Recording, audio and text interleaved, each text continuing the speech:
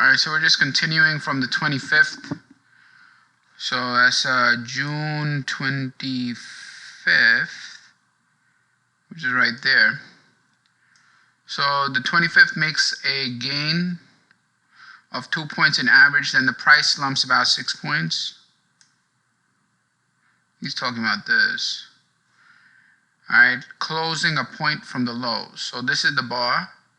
And he's saying that, yeah, you had a lot of progress here on high volume, and then you had this with a low end close. Again, we know Wyckoff again and again and again. When he takes a look at price, he's not only looking for a shortening of the thrust, he's also looking at other things. He's looking at the range of the bar, which tells him many things, including whether the market, whether it's active or dull. The bars, whether the activity in that bar is active or dull relative to the volume, relative to the range. And in this case, he's taking a look at the close and noticing that the close is right off the bottom. So you have a bar, it goes up and closes all the way down here. So closing a point from the low on good volume, large supply overcoming an excited public demand, coming in as usual at the top of the rise. What is he saying? He says, oh, look, it's going higher and the volume is high as well. What does that mean? Buyers came in and sellers sold. This is distinctly bearish. Why is it distinctly bearish? You see this asterisk over here. And what does the asterisk say? It says, note the shortening of the upthrusts. That is the tendency of the high points to arc over. So all he's saying is a shortening of the thrust. You know, you hear many folks talk about it. This is where it's coming from. But in this case, he calls it shortening of the upthrusts. I guess it's the same, like shortening of the thrust or shortening of the upthrust or shortening of the down thrust, whatever. The whole point is when you have shortening of the thrusts, you'll see the appearance kind of like arcing over. So that's all he's saying. You see, like over here, it's arcing over. Why? Because from high to high, it's smaller. So this is distinctly bearish. We therefore close our. So why does he close the position? The 25th makes a gain of 2 points. Then the price slumps about 6 points. So you make a gain of 2 points and then slump 6. 25th.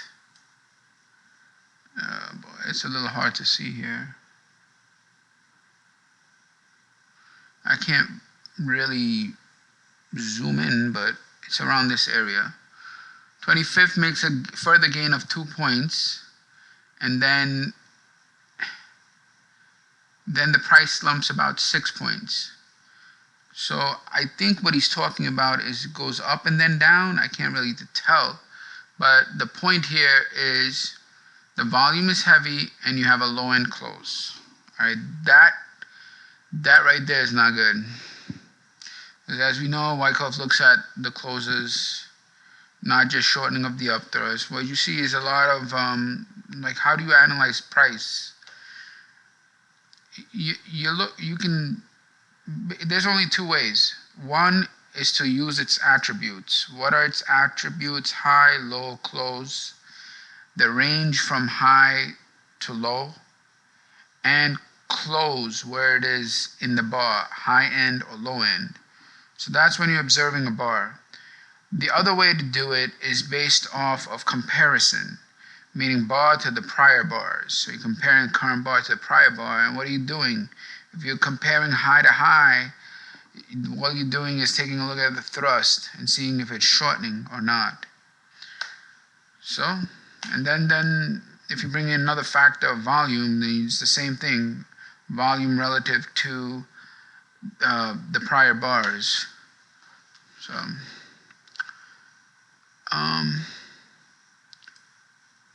this is distinctly bearish. We therefore close out our long trading position, examine individual charts, and look for stocks that are in weak technical positions so we can short the next bulge.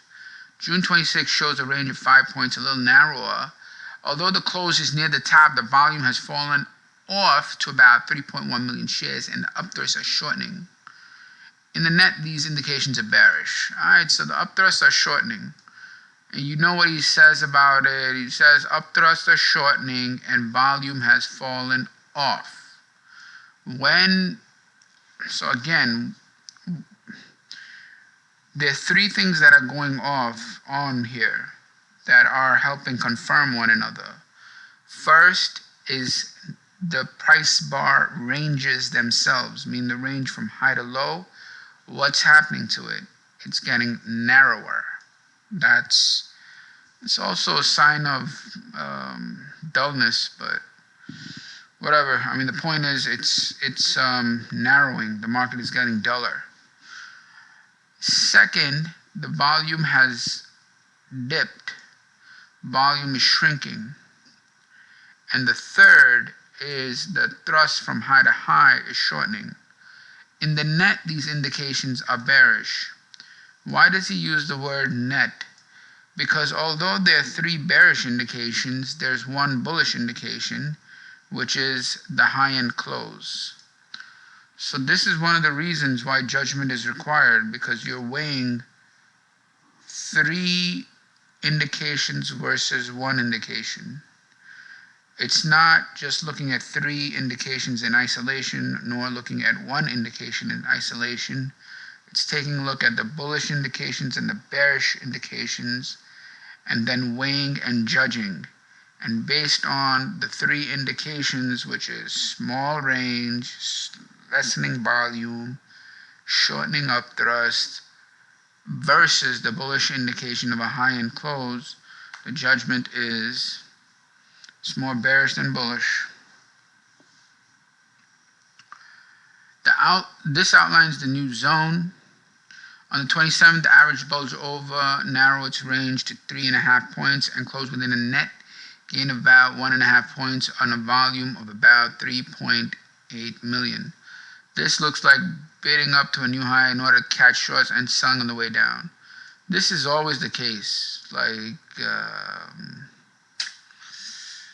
I don't know. It's usually, when you think about it, do you see this behavior all the time? When you see a climax followed by a change of behavior. Let's say it's a buying climax followed by a change of behavior on the downside.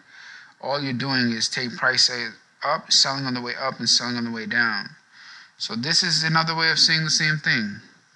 Bidding up, meaning selling on the way up to catch shorts who are buying, and then selling on the way down. This is the exact same concept as the climax followed by the change of behavior. And then buying on the way down and then buying on the way up. It's the same idea, because you get the best prices and then you get the next to best prices. We therefore put out some shorts protecting our commitments above the high. On the 29th, the opening is lower and prices recede from this to 140, close near the low. We now observe the average has spent 4 days moving sideways, making no further progress after a steep rise from June 2nd and falling 5 million shares on the 24th. There has already been steady decrease in volume. Again, volume is decreasing. In view of the previous deduction, we interpret this meaning a lessening of demand. Now, all of this is really important, because lessening of demand can cause the market to turn. So can a climax. So the lessening of demand scenario is coming up. So when you're taking, at least when I'm taking a position, I'm going to be looking for at least one of these two things, if not more. And that's why it's important to understand what factors lead him to the conclusion of a lessening of demand such that he's ready to short. So on the 29th, the open is lower. Right? And the price recedes, closing near the low. We now observe that the average has spent 4 days moving sideways. So you got some sideways movement, making no further progress after a steep rise. So lack of progress right? Sideways movement, lack of progress.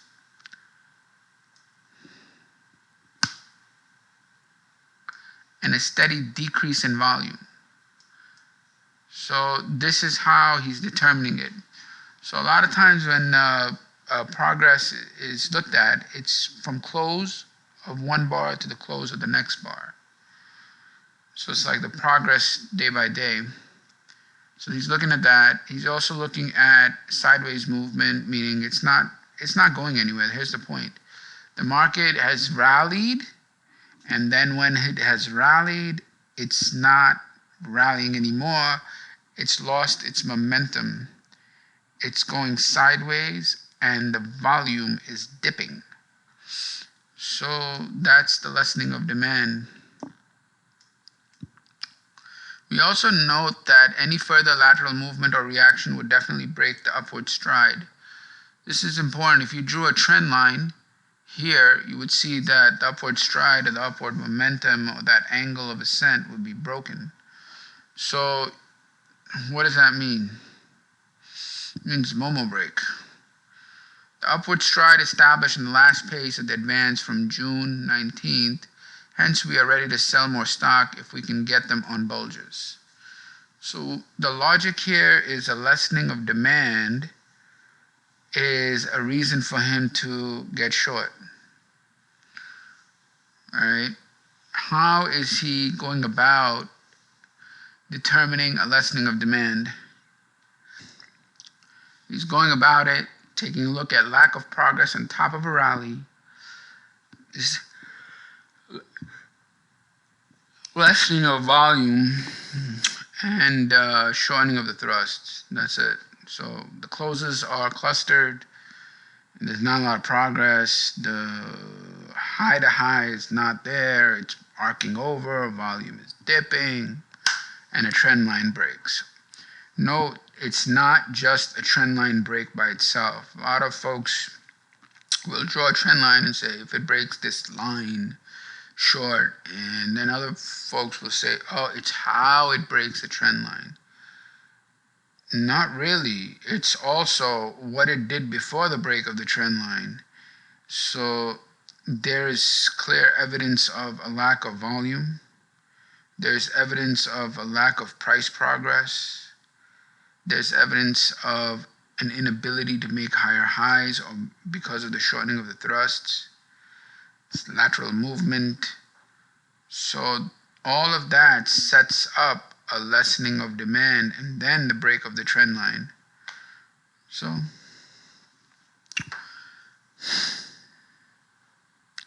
hence we are ready to sell more stock shorts if we get them off the bulges. On the 30th, the average declines nearly 3 points to 137 on volume, about the same as the previous day. The market is still in 137, 143 zone, but has now definitely dropped to about dropped out a sharp upward angle in which it rose from this day to that day, showing exhaustion of buying power. All right.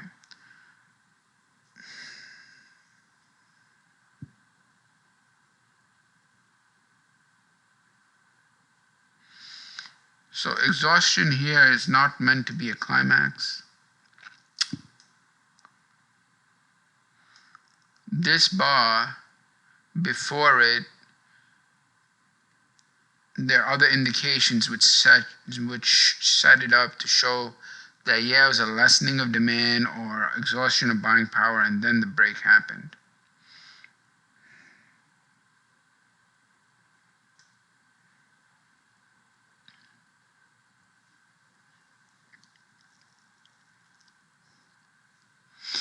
However,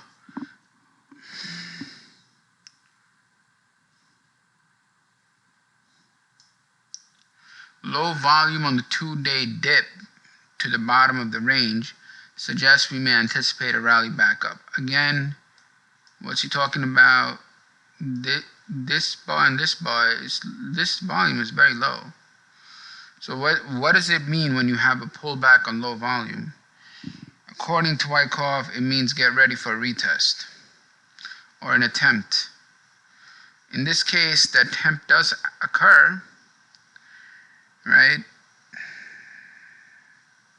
we may anticipate an effort to rally back towards the high. What does that mean? It's a retest. So what happens when you have rally and you have pullback, and the pullback has less volume? Again, expect an attempt to retest the high. The way the market behaves on the expected rally will probably help to confirm, or it may contradict our positions. So we await developments. July 1st, there's a wider spread in the price, nearly 2 points higher close, but volume shrinks.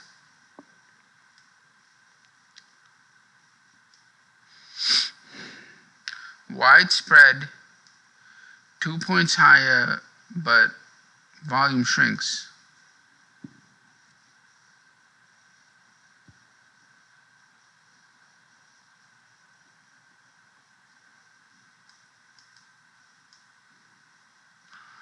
So it's the volume thing that he's not too happy with.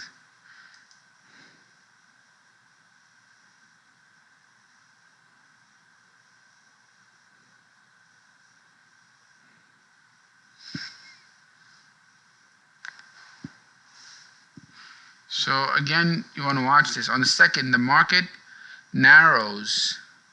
This market narrowing thing is he started getting big on this towards the second part of the study. When you see this, that's a narrow range with a lower close on reduced volume. What does that mean? Dullness. Lower close and less volume indicate less power on the bull side. Lower close and less volume indicate less power. And narrowness indicates dullness.